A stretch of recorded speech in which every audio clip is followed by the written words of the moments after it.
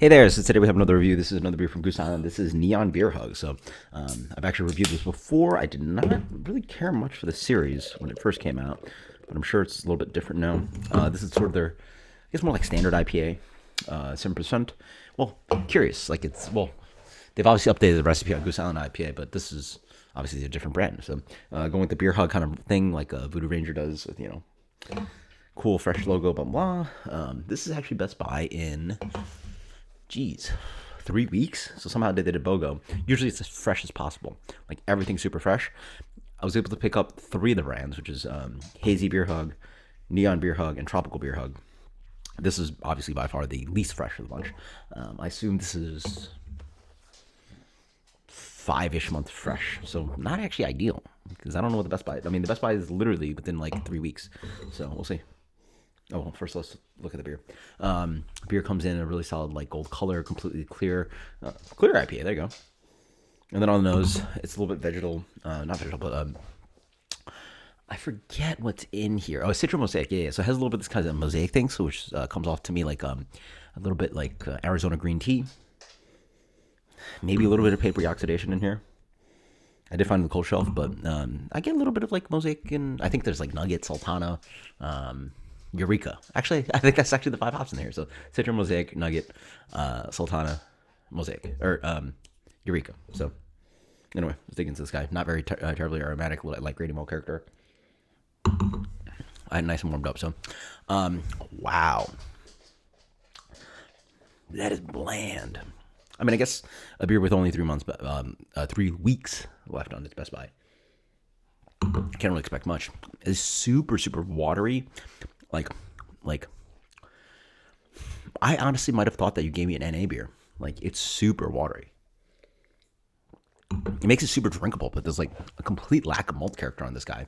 So it almost is like one of those lean and clean San Diego IPAs or one of those Pacific Northwest beers, like super lean. Like I almost taste like almost no residual sweetness. I mean, obviously there's some amount, but it's very lean beer. And then unfortunately, it tastes a lot like nothing. Just like the nose, I get a little bit of mosaic character, a little bit of green tea kind of sweet honeyed action too. So the honey is actually, yeah, I think that could be oxidative. It doesn't terribly sing like it's completely oxidized, but the lack of hop character is just noticeable. You guys got to post in the comments below. Does this taste like anything? Because to me, this tastes like very little, almost nothing. The beer has almost no bitterness to it. This is literally a 7% vehicle for alcohol. Like it almost has like, honestly, it tastes a little bit like, it honestly operates a little bit like malt liquor without the weird off flavors that malt liquor has. It's so weird. I mean, it'll get you messed up, but it tastes like nothing. That's crazy. The beer tastes like nothing. It is so nondescript. I would have such a hard time trying to write an essay about this beer because it just, again, I'm trying to do a review for you guys, and there's so little I can say about it. You don't really taste the booze. You don't really taste bitterness. You taste a little bit of hoppiness. I mean, as I drink more, like, yeah, there's alcohol in here, but I'd be so confused what someone gave me. Like, clearly it smells somewhat hoppy, but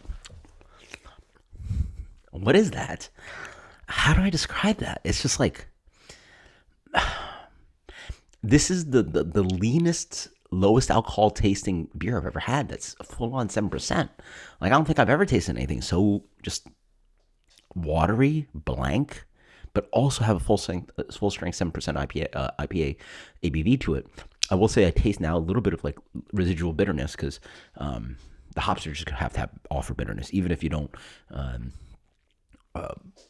It probably doesn't have a bittering addition, but even if you just whirlpool and dry hop, there are compounds that those hops are just going to offer bitterness. So, but it's a little bit, it's almost like tea water, like honeyed.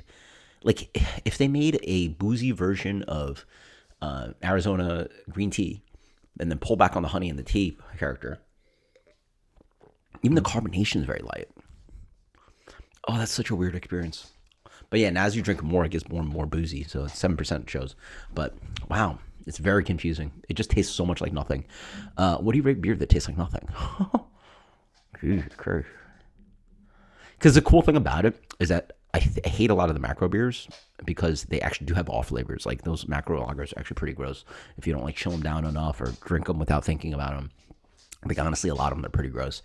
This doesn't really have off flavors. It's just bland at 7%. Huh. Let's give it a solid 80.